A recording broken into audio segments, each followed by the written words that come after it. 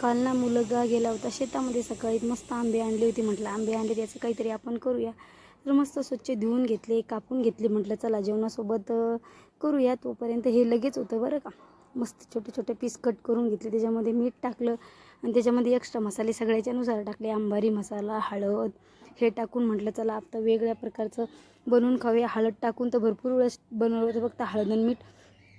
पण याच्यामध्ये एव्हरेस्ट मसाला, अंबारी मसाला टाकून पण बनवले. खायला खूप चवदार लागलं बरं का. म्हटलं तोपर्यंत मूर्त आहे. स्वयंपाक होईपर्यंत सकाळीच लागले होते मी कामाला आणि लगेच मिक्स केलं. म्हटलं सकाळी बनवून ठेवलं तर जेवायच्या टायमाला लगेच होईल आणि झाकण ठेवून दिलं. मस्त मुरून झालं बरं का. मस्त दिलपचांची भाजी बनवली, त्याच्यासोबत एन्जॉय केलं. खूप चवदार लागलं. सगळ्यांनीच खाल्लं, भावानी, छोट्या छोट्या मुलींनी. माझ्या मुलाला तर खूप आवडलं बरं का.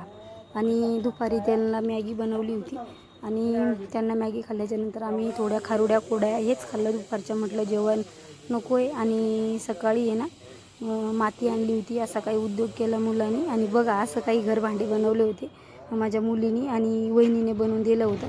त्यांचं चालू होतं घरभांडे खेळणं आणि आम्ही आरामात बसलेलो होतो. म्हटलं आता काही काम नाही आहे इकडं, आरामात चालू आहे. ऊन खूप आहे बरं का.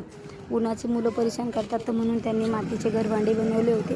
आणि रात्री आहे ना भावानी आहे ना हे आणलं होतं आईस्क्रीम. सगळ्यांनी एन्जॉय केलं आणि मुलाला आमच्या व्हिडिओमध्ये येण्याची खूप उत्सुकता आहे. सगळ्यांना आवडते. चला आता कसा वाटला व्हिडिओ नक्की कमेंट करून सांगा. आणि सगळ्यांनी एन्जॉय केलं. आईस्क्रीम सगळ्यांनी खाल्ली, मुलांनी खाल्ली, मी खाल्ली आणि भावाने आणून दिली होती बरं का.